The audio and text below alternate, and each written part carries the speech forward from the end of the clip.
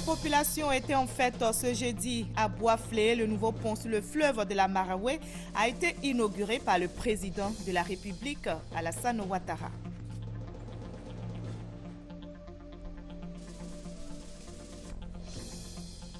« 300 personnes en situation de handicap vont intégrer la fonction publique. C'est la décision du gouvernement ivoirien pour améliorer leurs conditions de vie. Décision saluée par les populations et par les organisations de personnes handicapées. Le BNET, Bureau national d'études techniques et de développement, fait le bilan de ses activités réalisées en 2014. L'entreprise a réalisé 20 milliards de francs CFA de son chiffre d'affaires sur les 21 milliards attendus.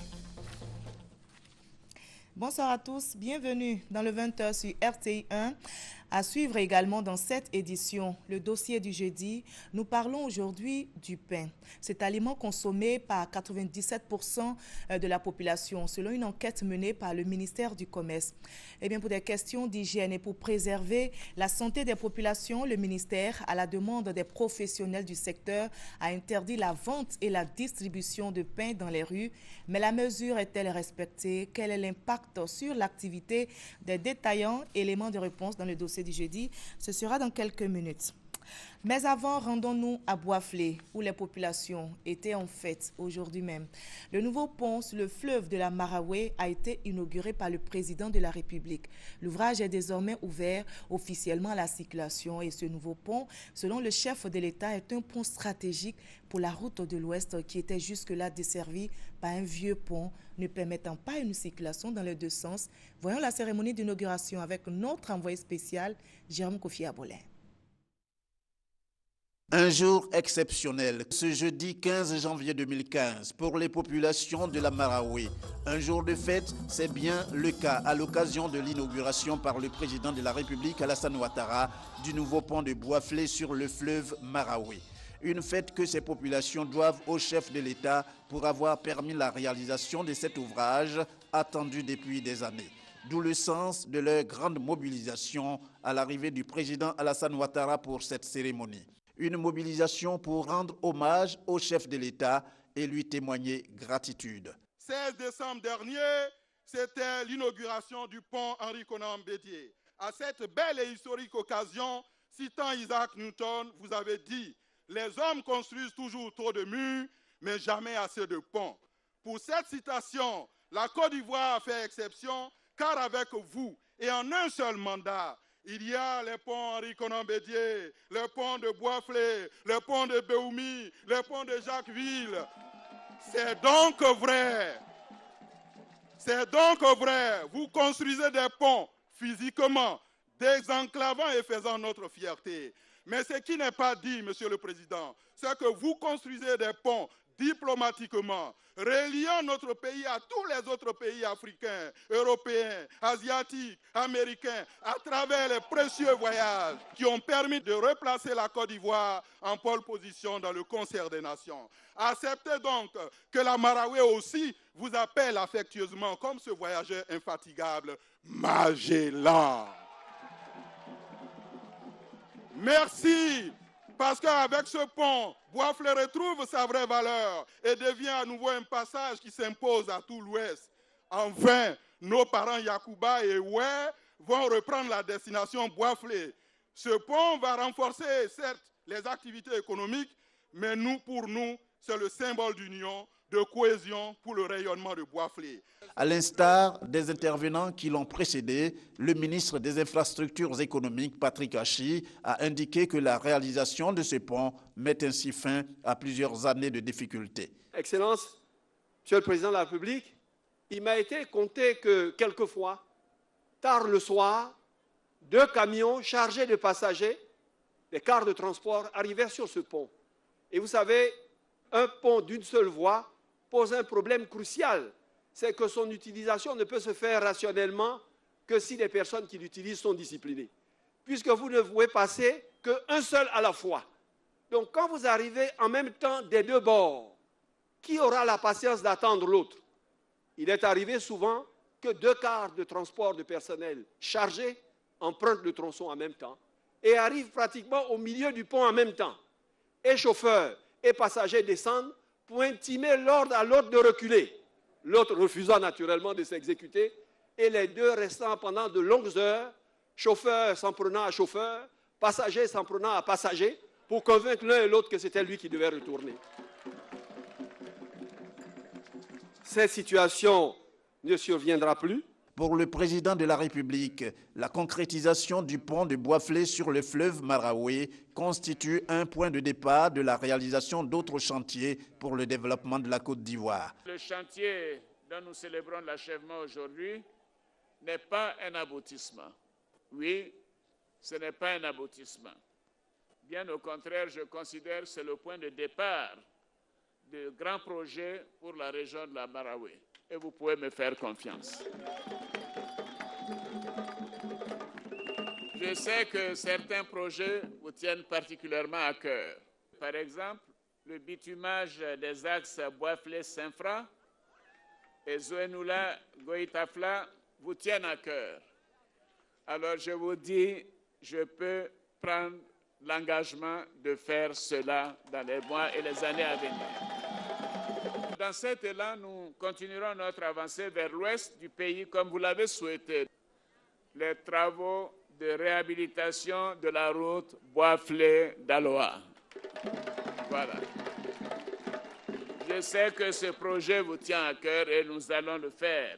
De nouveaux autres projets vont également émerger, donc du nord au sud de notre beau pays. Partout en Côte d'Ivoire, les projets vont commencer en 2015 et continuer jusqu'à l'émergence de notre pays en 2020. Cette cérémonie a été également marquée par des échanges de dons. Les populations de la Maraoué ont offert des présents composés notamment de chaises royales ainsi que des pagnes Kita au président de la République, Alassane Ouattara. Le chef de l'État, à son tour, leur a offert une enveloppe d'une valeur de plus de 20 millions de francs CFA. Dernier acte de la cérémonie, la découverte de la stèle sur laquelle est gravé le nom du président Alassane Ouattara et la coupure symbolique du ruban. Le chef de l'État a pris congé non sans découvrir le pont qui vient d'être livré. Tout cela dans une liesse populaire qui rappelle le slogan selon lequel « Quand c'est beau, c'est la Maraoué ».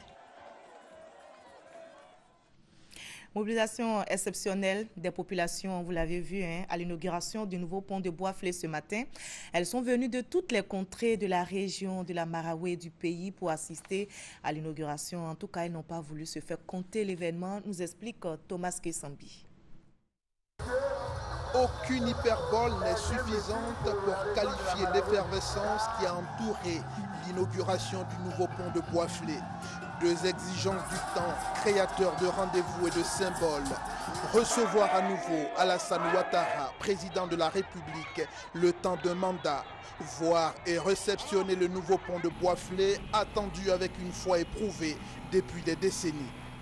Deux exigences du temps qui ont fait tirer des masses de leurs préoccupations habituelles pour converger vers la Maraoué ou Bandama Rouge qui était à l'honneur.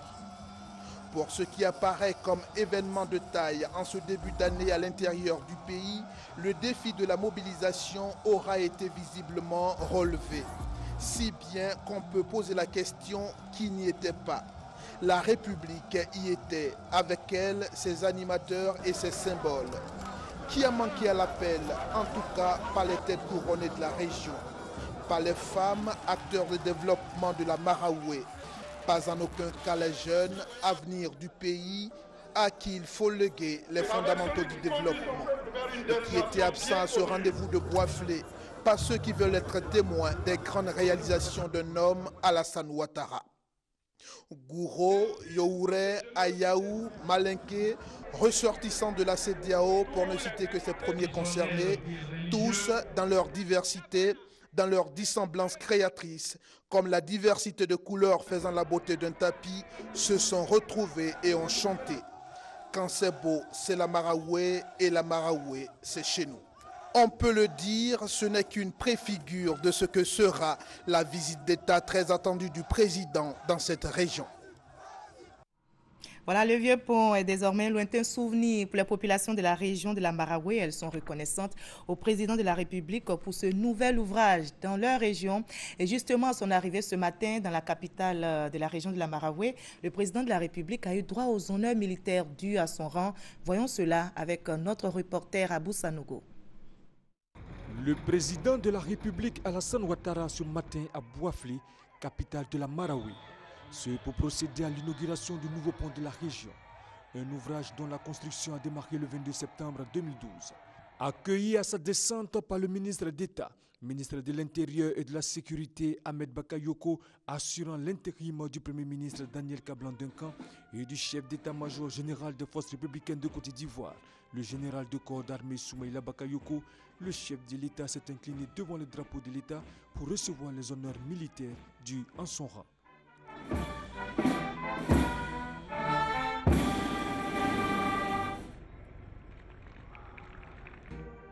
Les honneurs ont été rendus par la musique de la garde républicaine, le drapeau de l'État et sa garde, 2 pelotons de l'école de gendarmerie de Torogwe et 3 sections du 1er bataillon du génie de Boaki.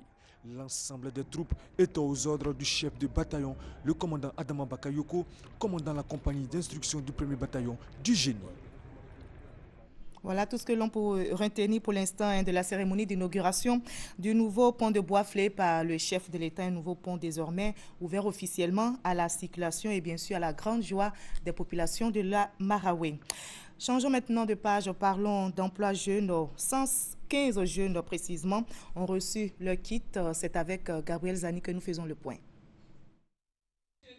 Plus de 700 jeunes postulants, seulement 115 admis après des tests rigoureux pour faire partie du projet des travaux de haute intensité de main-d'œuvre TIMO, initié par le gouvernement avec l'appui de ses partenaires techniques, dont la Banque africaine de développement.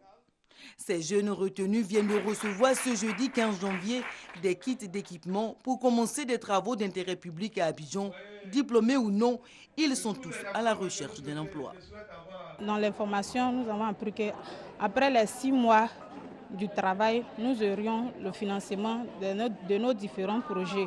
Et cela nous permettra de nous installer et de se défendre dans la vie active.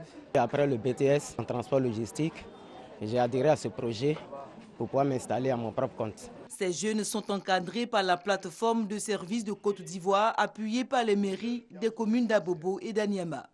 L'action que les plateformes mènent en faveur des jeunes, c'est dans la droite ligne de l'action prévue par le président de la République en faveur des jeunes.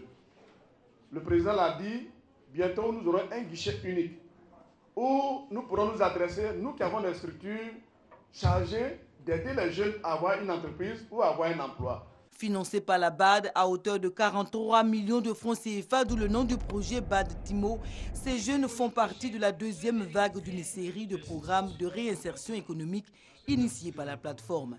Ils sont invités à plus de responsabilités dans leur nouvel emploi. Jamais l'emploi des jeunes et des femmes n'a été un sujet aussi pressant pour les autorités ivoiriennes. La gestion de l'après-crise l'exige pour donner du travail à toutes les personnes désœuvrées.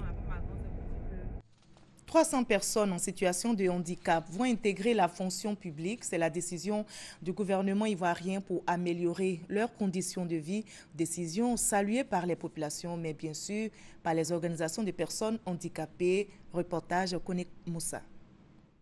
C'est décidé. 300 personnes handicapées seront recrutées à la fonction publique. L'information a été donnée au cours du dernier conseil des ministres tenu à Yamoussoukro. Les populations saluent l'action du gouvernement ivoirien. C'est une très bonne action dans la mesure où les handicapés sont aussi membres de la société. Ils ont les mots à dire, et comme ils sont des intellos, il faut vraiment les encourager. À mon avis, c'est une bonne chose. Ils peuvent être utiles même, plus actifs même dans certains services par rapport à des personnes non handicapées. Pour les organisations de personnes handicapées, c'est une bouffée d'oxygène pour leur insertion socio-professionnelle. Les personnes handicapées, dans leur ensemble, après plusieurs sit-ins, ont été reçus par le Premier ministre le 16 mai 2014, où des promesses leur ont été faites. Tous ces engagements pris par le Premier ministre ont été tous respectés. Le recrutement dérogatoire, point sensible de toutes ces doléances, vient d'être satisfait. La Fédération nationale des associations pour la promotion des handicapés physiques et accidentés de travail de Côte d'Ivoire voudraient de vive voix remercier le chef de l'État et son gouvernement pour ce geste de haute portée sociale visant la promotion de cette couche moins privilégiée. Avec ce recrutement, l'État ivoirien affiche ainsi sa volonté d'améliorer les conditions de vie des handicapés. On note déjà plusieurs actions, notamment l'octroi d'un véhicule de liaison, l'attribution d'un siège et l'augmentation de la subvention de 9 à 50 millions de francs CFA au profit des personnes handicapées de Côte d'Ivoire. Reportage réalisé par Konaté Moussa. Le MIDD, le mouvement des instituteurs pour la défense de leurs droits, lève son mot d'ordre de grève prévu le 19 et 20 janvier prochain. Une décision qui intervient à la suite d'une rencontre avec la tutelle. Nous écoutons le porte-parole de ce syndicat. À son assemblée générale du 17 décembre 2014, a adopté un préavis de grève pour interpeller le gouvernement sur les points suivants. 1. Le paiement des arriérés liés à l'indemnité de logement et à la bonification indiciaire d'un montant d'environ 1 200 000 francs par instituteur. Deuxièmement, le glissement catégoriel de 473 instituteurs adjoints admis au concours de promotion depuis 2009. Troisièmement, la suppression de l'emploi d'instituteurs adjoints avec comme corollaire la promotion de ceux-ci dans l'emploi d'instituteurs ordinaires. Et enfin, le rétablissement des cotisations syndicales à la source. Suite au dépôt du préavis de grève, des discussions se sont ouvertes entre le MIDD et le gouvernement. Aussi, pour donner une chance à ces discussions, créer et maintenir un climat de sérénité propice à sa philosophie de résolution des problèmes par la promotion du dialogue social, mais surtout pour montrer sa bonne foi, le MIDD décide-t-il de la suspension de son mot d'ordre de grève prévu pour les 19 et 20 janvier 2015.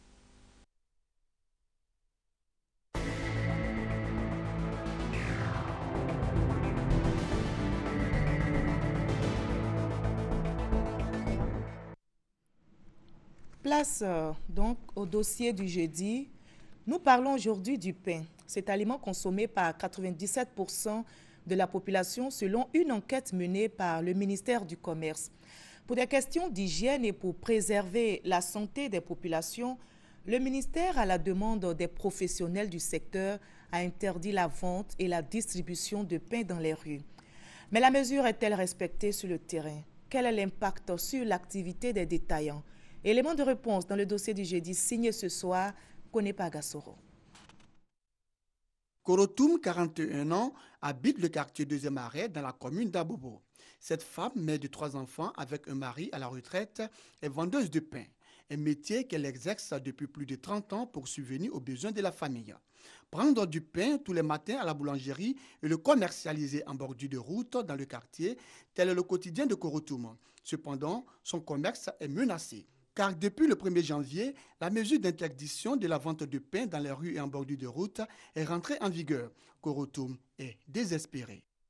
Mon mari travaillait. Depuis pendant la crise, là, mon mari ne travaille pas. Je vends pain pour nourrir mes enfants, pour faire les dépenses. Il y a une de ma fille, elle a 5e. J'ai pu inscrire son inscription 10 000 francs, mais ça fait 2 mois que je n'ai pas pu payer d'abord. Mais vous disiez de laisser avant de pain là. C'est trop compliqué même. Comme Korotoum, elles sont nombreuses ces femmes qui s'adonnent à la commercialisation du pain dans les rues et en bordure de route.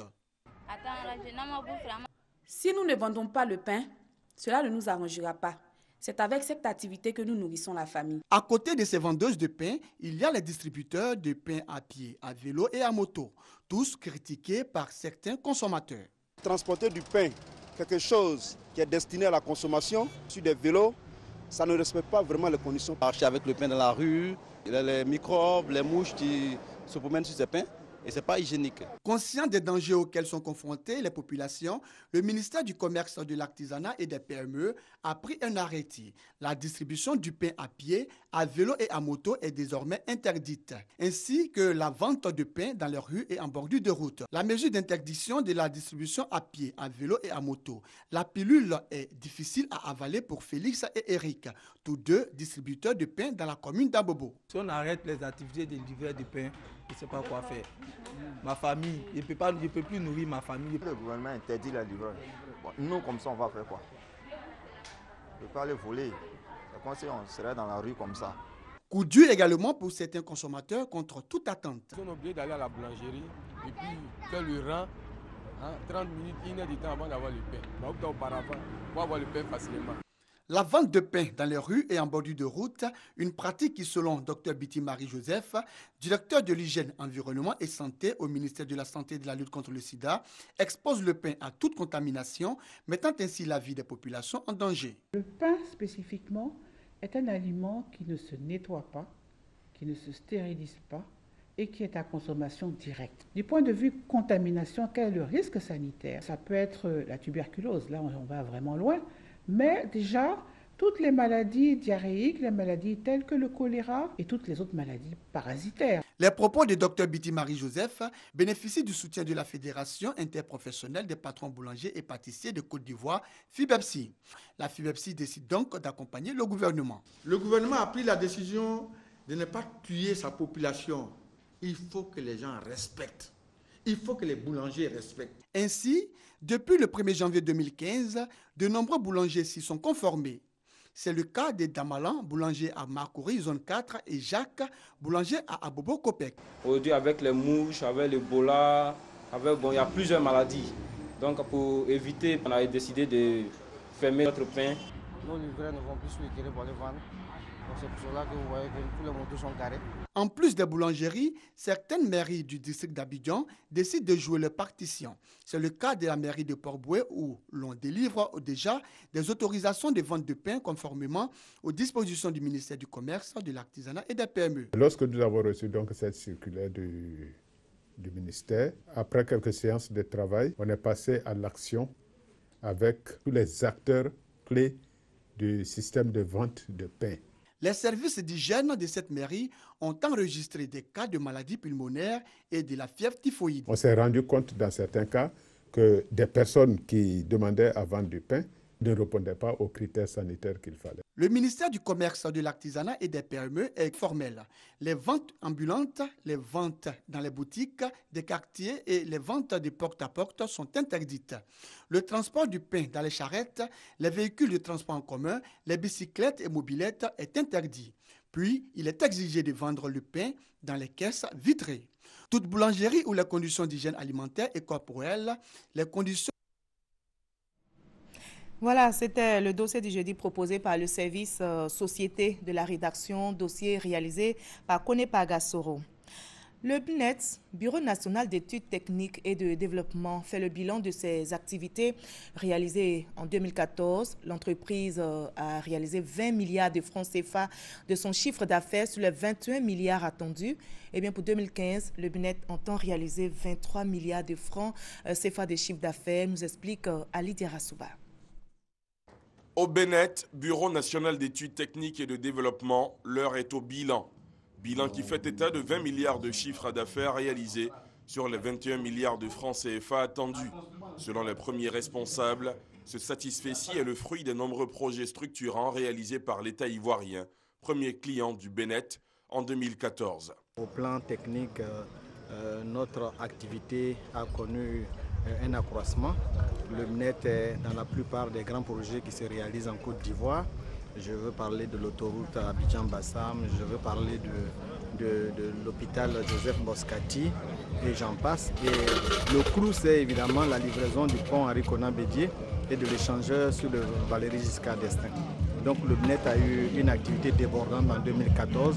Notre choix délibéré que nous avons fait, c'est d'accompagner le BNET dans ce qu'il sait faire déjà, mais de le tirer un peu plus haut dans ce qu'il n'ose pas faire, pour qu'il soit justement la structure de référence.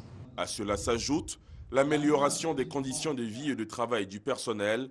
Avec les nombreux projets infrastructurels annoncés par le chef de l'État, le Bénin aborde à l'année 2015 sous de bons auspices. L'entreprise table sur un chiffre d'affaires d'environ 23 milliards de francs CFA. 75% de ce montant sera réalisé par l'État et les 25% restants par ses représentations à l'étranger. Rappelons que le Bénin prête son expertise dans plusieurs pays africains comme le Bénin, la Guinée équatoriale et le Gabon. Cela en matière de conception, d'études et de contrôle dans divers domaines d'activité, notamment le bâtiment, les transports et les travaux publics. Dans l'actualité également, la visite de la première dame de Côte d'Ivoire, Bangourou. Madame Dominique Ouattara est arrivée aujourd'hui même dans la capitale régionale de l'Indénié-Duablin pour une visite de travail, visite très attendue par les populations qui recevront des dons de la part de la première dame. Divers dons seront faits aux différentes couches socio-professionnelles, notamment les femmes et les enfants. Voilà, je vous propose à présent d'écouter un extrait de l'intervention de la première dame à son arrivée ce jeudi dans la capitale de l'Indénié-Duablin. Bonsoir, madame la première dame. Alors, vos impressions, vous arrivez à Bangourou et vous êtes accueillis par toute la population. Quelles sont vos impressions? Bien écoutez, je dois dire d'abord un grand merci à toute la population qui m'a accueilli et surtout au monsieur le maire, monsieur le directeur du conseil régional et toutes les personnes qui m'ont accueilli. C'était magnifique, merveilleux, je voudrais les remercier. Et leur dire aussi que je suis très heureuse d'être à Bangourou pour 24 heures et j'espère que nous passerons un bon moment ensemble. Voilà, c'était l'intervention de la première dame de Côte d'Ivoire recueillie par notre envoyé spécial sur place, Viviane Haïmen. Les transporteurs et conducteurs routiers du Rassemblement des Oufouettistes pour la démocratie et la paix des régions du Poro, du Tchologo et de la Bagoué soutiennent l'appel de Daoukro, un appel, selon eux, porteur de paix et de stabilité pour un secteur de transport dynamique en Côte d'Ivoire. Le reportage de Brahima Doumbia. À Korogo, les transporteurs et conducteurs routiers membres du Rassemblement des Oufouettistes pour la démocratie et la paix RHDP des régions du Poro, du Tchologo et de la Bagoué, réunis au sein d'une alliance nationale, ont fait le bilan de leurs activités. Un bilan jugé positif au dire des transporteurs et conducteurs routiers, grâce à la politique menée par le président de la République, Alassane Ouattara, et son gouvernement en faveur du secteur du transport. Les différents intervenants ont loué la mesure de la levée des barrages mettant fin aux tracasseries routières et les efforts faits par l'État pour améliorer le réseau routier. C'est pourquoi l'Alliance des transporteurs et conducteurs routiers du RHDP apporte son soutien à l'appel de Daoukro du président Henri Konan Bédié. Nous nous sommes mis ensemble, créer l'Alliance nationale des transporteurs et conducteurs RHDP pour que nous puissions dire que ce que Henri Konan Bédié a dit en septembre 2014 à Daoukro est une réalité et que nous soutenons cet appel. Les transporteurs disent oui à l'appel de Daoukro. Les transporteurs et conducteurs routiers ont rendu un vibrant hommage à leur parrain, le ministre d'État, secrétaire général de la présidence, député maire de Korogo, Amadou Gon Coulibaly, représenté par Coulibaly Abdoulaye, qui est pour eux un symbole de courage et de loyauté. Changeons de cap, parlons sport football pour la CAN 2015. Le deuxième match test des éléphants de Côte d'Ivoire s'est soldé par une défaite 2-0 face à la Suède. La première période a été pourtant maîtrisée par les poulains de Hervé Renard. Et c'est à la 65e minute que le premier but intervient à l'avantage de la Suède. Parlons d'un événement gai. Il s'agit de l'inauguration du pont. On en a déjà parlé d'ailleurs. Et ce vieux pont, je vous l'ai dit, est désormais un lointain souvenir pour la population de la Maraoué. Elles sont reconnaissantes au président de la République pour ce nouvel ouvrage dans leur région. Et nos reporters sur place ont recueilli quelques réactions des cadres après cette cérémonie d'inauguration. Nous les écoutons. C'est d'abord des sentiments de joie immense parce que c'est un bond qualitatif pour le développement économique de la région de la Maraoué. Et la population est très contente d'avoir ce nouveau pont qui va permettre les échanges entre les populations du sud et celles du nord. Et je voudrais aussi souligner que ça a un impact économique très important parce que la région de la Maraoué constitue un des greniers de la Côte d'Ivoire. Le pont qu'il vient de nous donner, je crois que moi je suis des Saint-Fra, on était presque coupé du chef-lieu de la région. Mais nous sommes satisfaits, nous sommes vraiment satisfaits et nous disons vraiment merci au président pour le cadeau qu'il vient de nous faire. Le président, à travers ses œuvres, voudrait achever son programme de société. Et je pense que nous devons accompagner le président pour achever son programme de société. Car beaucoup de chantiers restent encore à achever. Et je crois que le président tient à ce que ces projets soient achevés. Et nous sommes heureux de l'action menée par le président à travers la Côte d'Ivoire. Pourquoi pas continuer avec ceux qu'on connaît. Et je crois que nous connaissons très bien le président Alassane Ouattara. Nous sommes très heureux de voir ce pont être réalisé aujourd'hui. Parce que finalement, Boisflé accueille le pont. Mais les bénéficiaires, c'est nous. Et les utilisateurs, c'est le centre-ouest, c'est l'ouest et c'est le nord. C'est formidable parce que l'organisation est presque parfaite. La rencontre a été l'occasion pour nous, fils de la Maraoué, dans toute notre diversité, dans toute notre richesse, de nous réunir autour d'un projet, autour d'une action. Donc c'est d'une même voie que nous avons accompagné donc les différentes autorités dans la réalisation de cet important projet. Et c'est un enthousiasme que la population a exprimé ce matin et une reconnaissance vis-à-vis du président de la République qui nous a dit que ce pont était un départ pour la réalisation d'autres infrastructures importantes qui vont contribuer donc à l'émergence de notre région. Voilà, on retient donc pour l'essentiel de l'actualité en Côte d'Ivoire. Le nouveau pont sur le fleuve de la Maraoué a été inauguré par le président de la République, Alassane Ouattara. L'ouvrage est désormais ouvert officiellement à la circulation. Ce nouveau pont, selon le chef de l'État, est un pont stratégique pour la route de l'Ouest qui était jusque-là desservie par un vieux pont ne permettant pas une circulation dans les deux sens. Voilà, c'est ici que l'on s'arrête pour ce 20h. Merci à vous tous de votre aimable attention. On se retrouve demain, ici même, à la même heure.